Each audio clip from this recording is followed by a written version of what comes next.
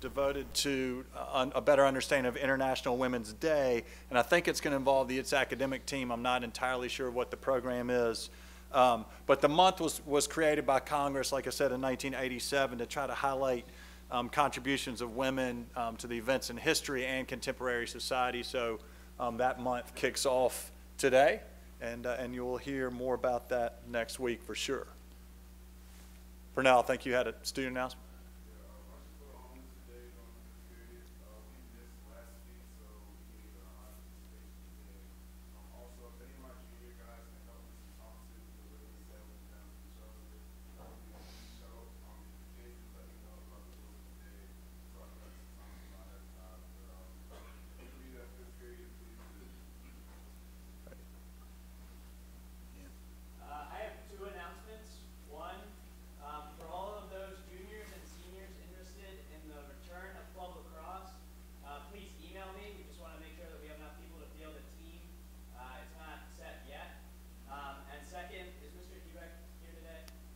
Not here. He is not. No. I spoke to him already. We have a dress down tomorrow for those diabetes. Good work. Nice. No. And are you all set with sign-ups? Yeah. Okay. Good. Any other? Mr. Hastings?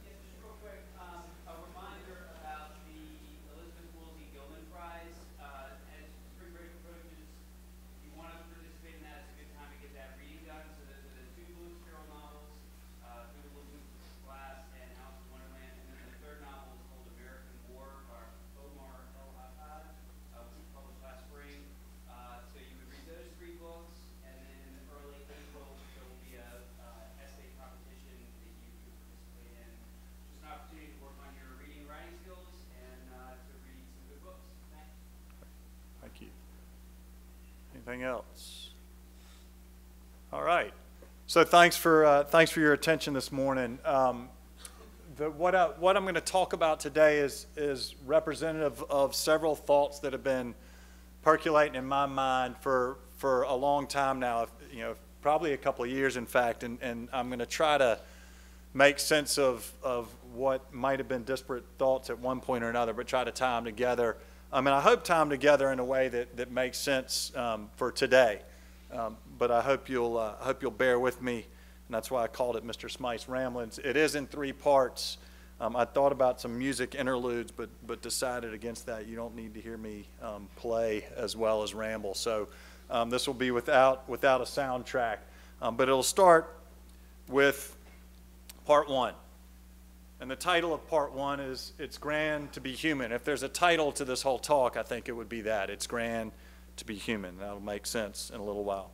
As a lot of you know, I'm fond of hiking and backpacking. I've talked about that with all of you before. I've shown you pictures before, and you also know, or a lot of you know, that I have a pretty deep fondness for my father, who passed away about 11 years ago. He was a very important man in my life.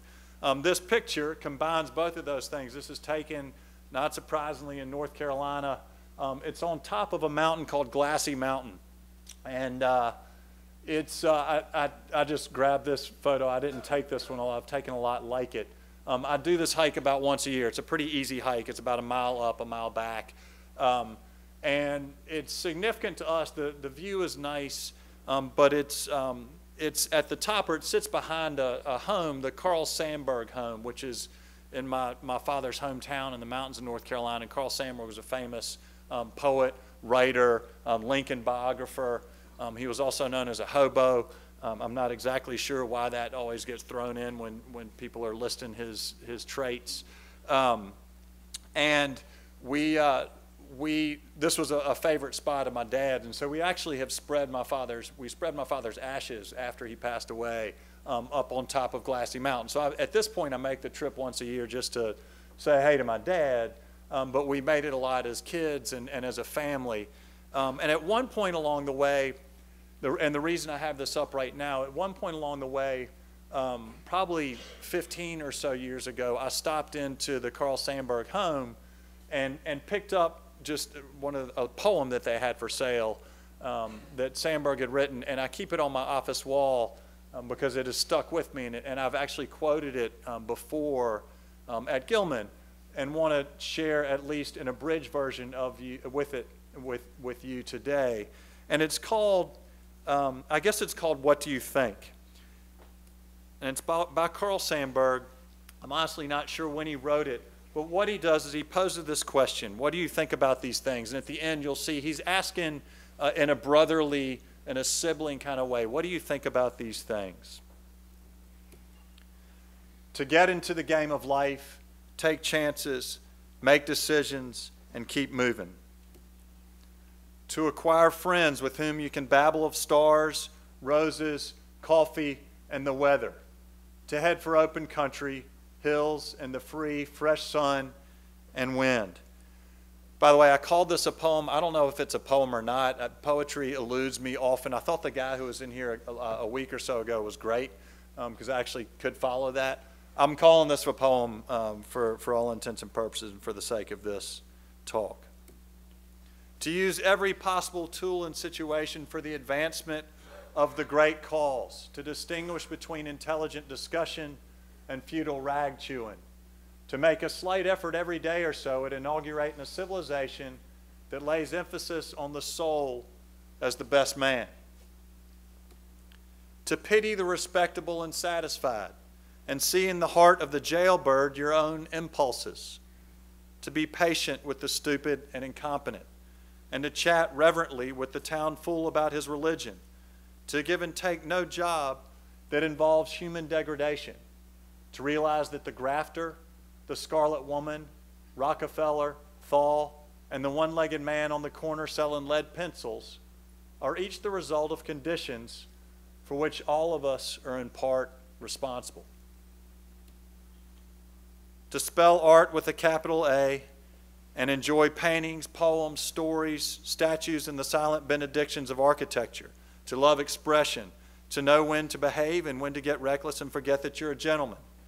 To hoe in the garden, split wood, carry out ashes, get dirty, and be actually useful every once in a while, if not twice.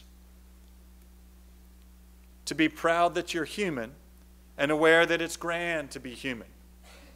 To help make life a chord of music wherein are blended the notes of companionship, love, and ability. How about these things, brother? There are a lot of things that I like about this piece beyond the family connection or the emotional connection between the Carl Sandburg home and my family and my dad. I love this notion that there's a great cause, in all caps or in caps, that we should use every tool and situation to advance. I love this idea, the realization that we're all in part responsible for the conditions of the world. And I love the idea that it's grand to be human. Because it is grand to be human. Right? Merriam-Webster assigned 7 definitions to the word grand. I'd never really thought about that until I did a quick little Google search on it. On the less noble side, grand can connote a putting on of airs, an act of social superiority.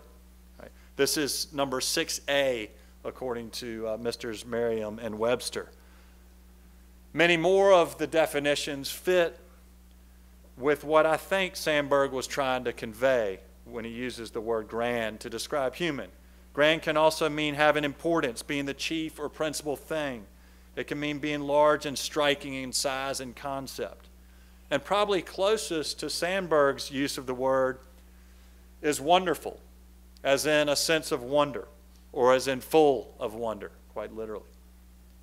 And when we're our best, fullest selves, which is language you hear from us a lot, right?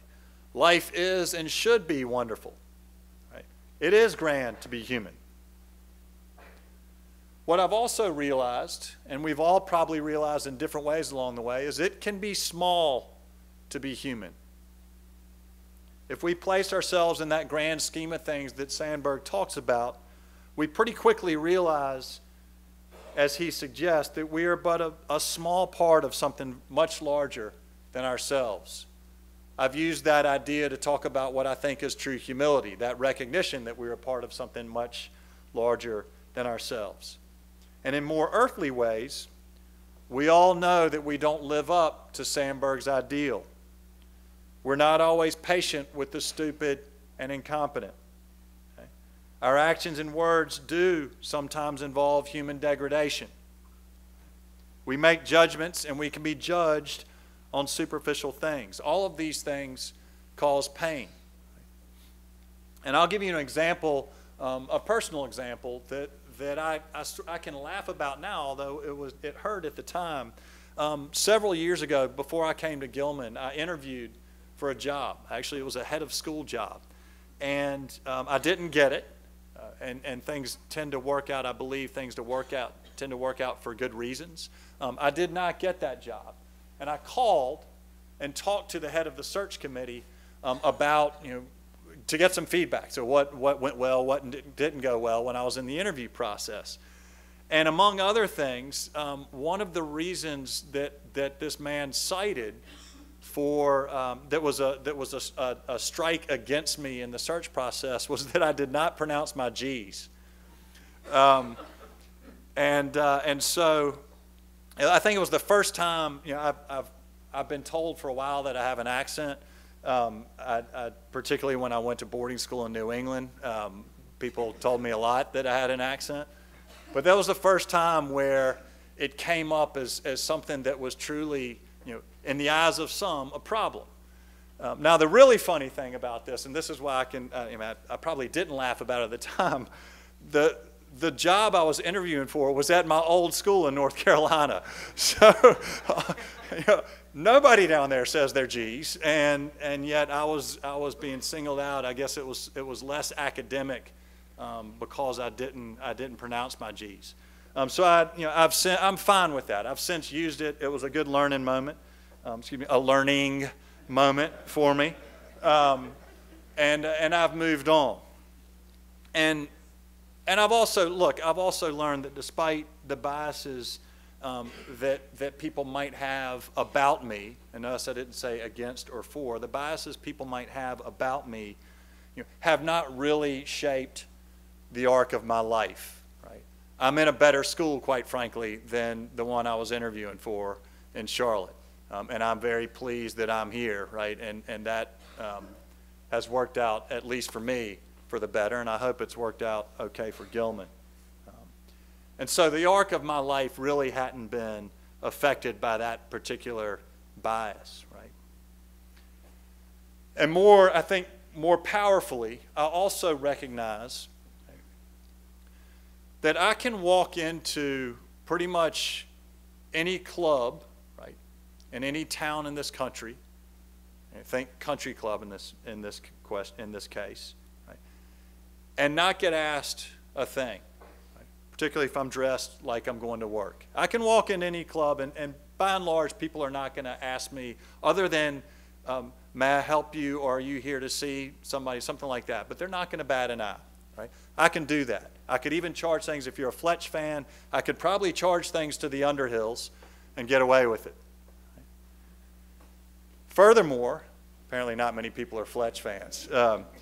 Furthermore, I can walk into a gay bar, I can walk into a straight bar and not feel threatened. Right? I can walk into Eddie's anytime, right, without being questioned or followed. And not everybody in the world experiences the world that way. I know that to be true also. And for those people, and in those moments, whatever those particular moments might be, life is not so grand. Life is probably pretty small. So what can we do to help make life more grand? Leads me to part 2, entitled Artisans of the Common Good. And for this, I'm going to have to pick up a newspaper. Here's the What Do You Think, Sandberg. David Brooks is a columnist that I read pretty often. He writes in the New York Times. He is known, particularly in the Times, as a conservative columnist. I'm not always sure what those labels mean. I've also heard him referred to as the liberals conservative, which probably makes him somewhat moderate. And I don't always agree with David Brooks, but I like often the way he makes me think about things. And I've referenced him before in crowds here in this assembly as well. He, let's see, this is January 5th. There's a column that he wrote, and sorry, another thing about David Brooks. He's pretty well known right now for a book that came out a couple of years ago called The Road to Character. That's a really interesting read, and a lot of his columns were excerpts from that book where he tried to study and analyze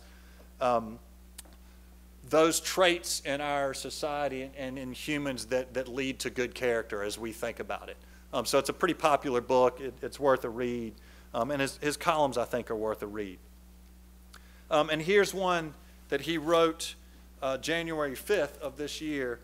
And keep in mind, this is an op-ed piece, so it's meant to be provocative. I don't necessarily agree with a lot of, or some of it. I do agree with a lot of it, but it made me think, if not anything else. And the title is catchy in and of itself. The title is, How Would Jesus Drive? And I'm going to read the whole column to you. Over the past several years, we've done an outstanding job of putting total sleazoids at the top of our society. It's a great word, sleazoids. I'd never heard it before. Sleazoids at the top of our society. Trump, Bannon, Ailes, Weinstein, Cosby, etc. So it was good to get a reminder from Pope Francis in his New Year's Eve homily that the people who have the most influence on society are actually the normal folks, through their normal, everyday gestures, being kind in public places, attentive to the elderly. The Pope called such people, in a beautiful phrase, the artisans of the common good. Small deeds, he said, the Pope said, quote, express concretely love for the city, without giving speeches, without publicity, but with a style of practical civic education for daily life, end quote. Back to Brooks. The Pope focused especially on driving,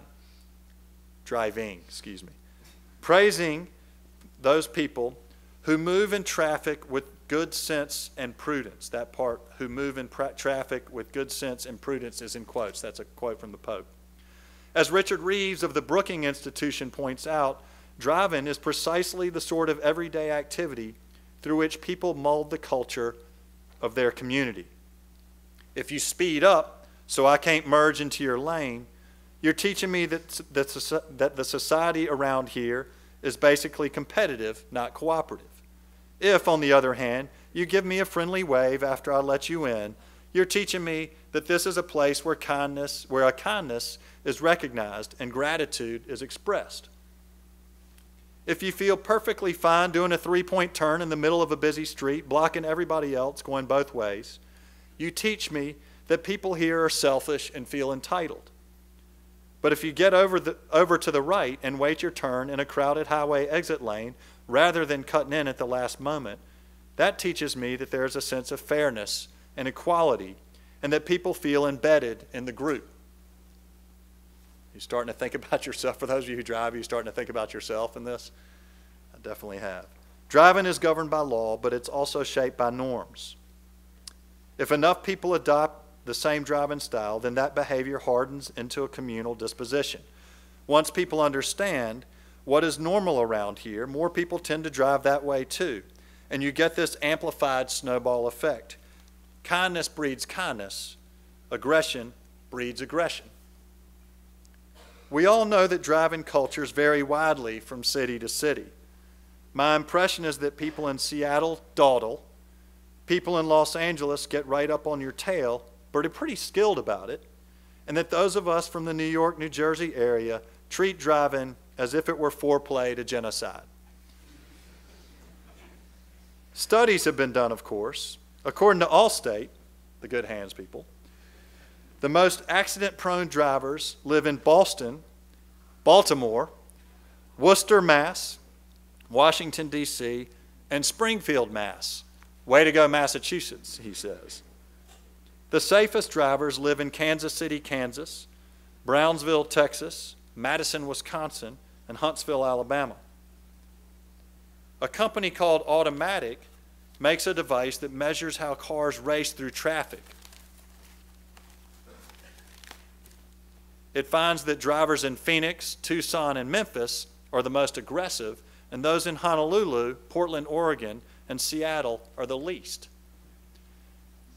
The cultural gaps among nations are even more stark. According to a 2003 Gallup survey, 65% of American and Russian drivers thought they'd been subjected to aggressive behavior. There's no collusion, though. Thought they'd been subjected to aggressive behavior from others, compared with only 26% of Japanese drivers. There are significant differences in driving culture between disciplined Northern European countries and the more permissive Southern ones, where lane markers are regarded as dubious suggestions. Some traffic patterns require a tradition of deference to central authority. According to The Economist, which is a magazine, half of the world's traffic circles are in France, where they work well. In Nairobi, they are a complete disaster. Driving means making 1,000 small moral decisions, whether to tailgate to push the slowpoke faster or to give space, whether to honk only as a warning or constantly as your all-purpose show of contempt for humanity. Driving puts you in a constant position of asking, are we in a place where there is a system of self-restraint? Or are we in a place where it's dog eat dog? Driving puts you in a constant position of asking, are my needs more important than everybody else's? Or are we all equal? Brooks doesn't spare a lot of people in this. BMW drivers are much less likely to brake for pedestrians at crosswalks. Prius drivers in San Francisco commit more traffic violations. People who think they are richer or better than others are ruder behind the wheel. Driving also puts you in a position where you are periodically having to overrule your desire for revenge. When somebody cuts you off, you want to punish the jerk and enforce all that is right and good. But that only leads to a cycle of even worse driving. So it's better, as Francis would say, to turn the other cheek. How would Jesus drive? In short, driving puts you into social situations in which you have to co-construct a shared culture of civility and go against your own primeval selfishness. And it does so while you're encased in what is potentially a 4,000-pound metal weapon. Of course, we are all appalled at the clowns who are bespoiling our culture from the top, but I'm going to try to remember one lesson when I hit the road.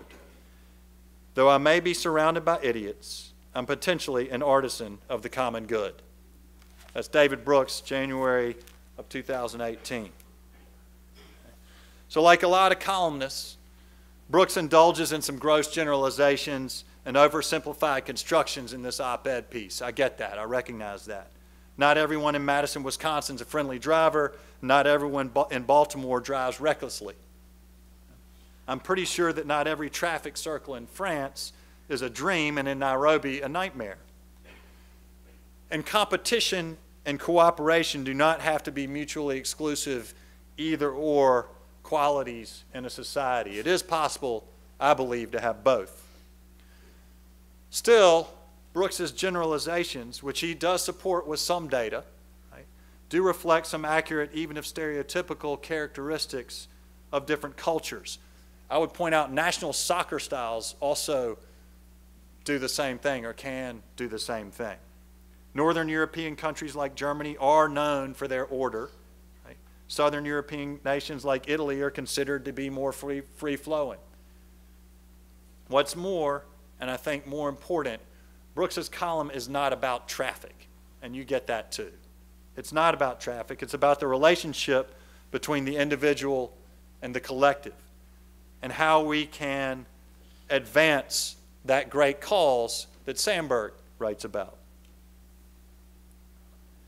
So as I explained in our opening convocation, most of you probably don't remember that. As I explained in our opening convocation when speaking about David McCullough's graduation speech at Union College, part of what we're striving to build as American citizens is what we call the general welfare, which requires giving up of some measure of personal freedom. By using driving as an example of what it suggests about societies, David Brooks raises what I think is a really worthwhile point about how our little deeds help to shape the big picture. collective driving habits are a measure of both the strength of the common good and our commitment to promoting it. Right? Through our everyday deeds, we have the power to shape our communities for better or worse. Our everyday actions help to build up or to tear down the general welfare. So if we're going to get through these difficult times, and I acknowledge that in our opening convocation, I've said it several times since, if we're going to get through these difficult times, each of us needs to strive to be an artisan of the common good. Right? And I'm bringing all this up now because we are in unsettling times, as I've mentioned several times over the course of this school year. It's still the case, right, out there and here. We're living in unsettling times. People are hurting, right? People are on edge. You've heard me say that before, that people are hurting. People are on edge. And the common good doesn't always seem so good. Right? And getting beyond this sort of walking on eggshells feeling, in which many of us probably feel trapped, is difficult. Right? I'm not any smarter than any of you when it comes to these kinds of things. Right? And that's why I lean on reading and trying to see what other people's insights are to help develop my own. Right? And I think, as I've read these columns, as I reread Sandberg's poem, Sandberg and Brooks might provide us some guidance. If they reveal any truth about human nature and human interaction, it's that we're all in this together, right? And that each of us has agency in shaping the larger community. So to get off this edge, to get off the eggshells that we probably feel like we're walking on at least some of the time, we need to feel that we're working together. And this works both ways. So I'll extend the Brooks drive analogy for a second. It's a two-way street. Right? This works both ways. But it starts with some basics. We need to recognize that in 2018, there are some names, and it's probably not many given however many thousands of words there are in the English language. Right? There's some names, and fag and the N-word come to mind immediately, right, that we just shouldn't call people even amongst friends. Those words make it harder to see that the mistake is coming from a place of good.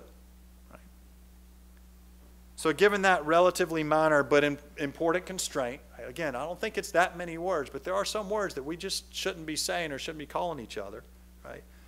We all need to be able to talk openly, right, and to listen thoughtfully. That takes work also.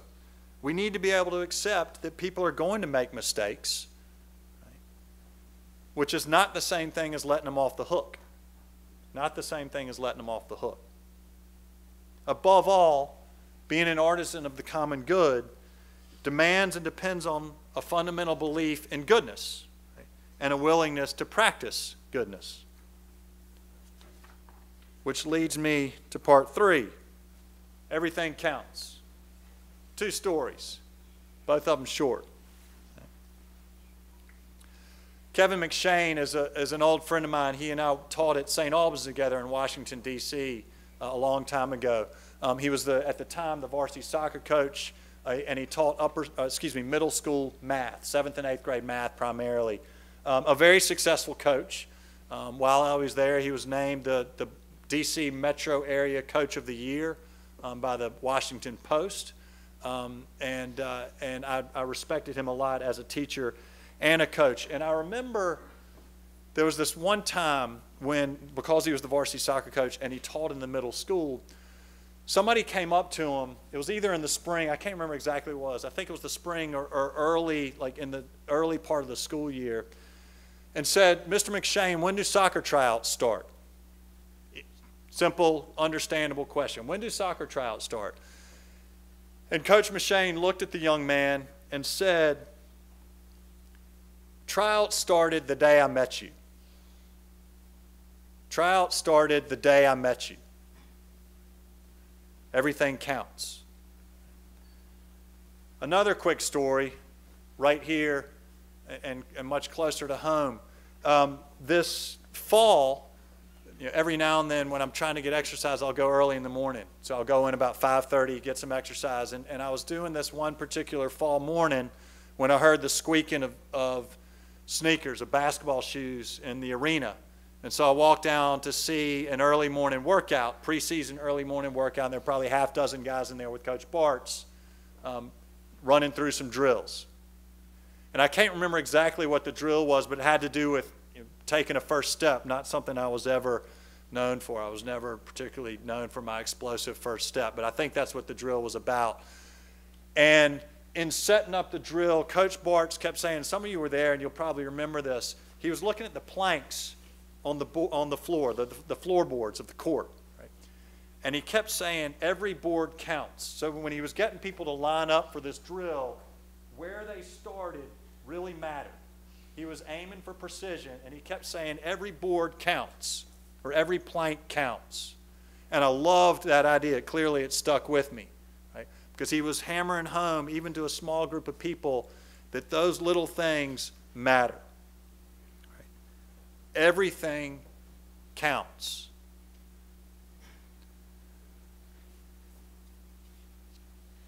It's grand to be human.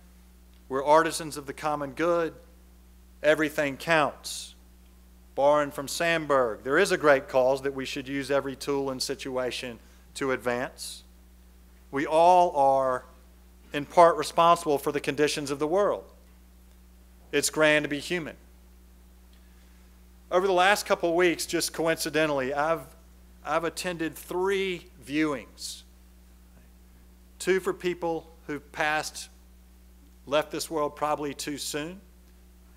One who I understand led a full and rich life. A viewing is after someone, if you don't know, sorry, when someone passes away, often the family will have hours where you can go often to a funeral home and view the body of the deceased in a casket before he or she is buried after a funeral. Right? And just, actually, this is important for you all to know. One of those viewings was yesterday. Officer Spencer, Damon Spencer, who spends most of his time in Cary Hall as one of our security officers. His mother passed away recently, unexpectedly. And so I was at her viewing yesterday. Another one was for Ms. White, who also spends her time, Rosa White, in Cary Hall. Her brother passed away recently, also, I would say, too soon. Then the third viewing was for a man, a lot of you know the Donald Bentley Food Pantry. Yeah. Mr. Bentley passed away recently, I think at the age of 86. But 3 viewings within the last 10 days or 2 weeks, and I guess not surprisingly, it has me thinking about death and, more importantly, legacy, life, right? What kind of lives we lead. And that brings me around back to the original photo on top of Glassy Mountain and that rock face where we spread my father's ashes back in the spring of 2007 when we spread them. He died in 2006, August of 2006. And after he died, my mom, we all received a lot of letters of condolence, right, from family and friends. The one that stands out to me, my mom received a letter of condolence about my father's passing from the postman who had delivered mail to the homes in the neighborhood that we moved out of in 1973. 33 years after my dad died, the mailman wrote my mom to say that he was sorry. And 33 years after we had left that man's beat, he wrote my mom to say that he was sorry that my dad had passed. So to me, that letter speaks volumes about the kind of man my dad was and serves in a lot of ways as inspiration for who I want to be. He was not, my dad in this case, he was not an important man. I've sort of analyzed this a little bit in the way that we often measure such things, in the ways that we measure importance. He was not an elected or public official. He did not run a company, right? But he was civic-minded, and he did practice goodness in big and little ways. And that letter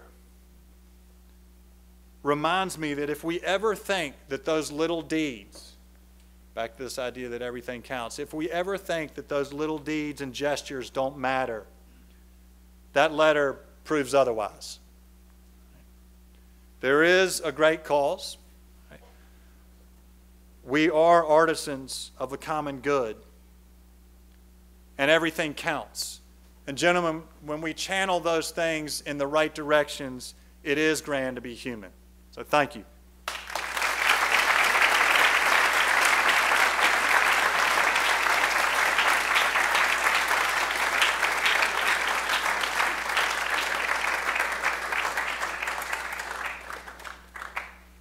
Thanks for your time and attention. Really appreciate it. Let's go with North. Sorry, Mr. Flynn, I can't see that.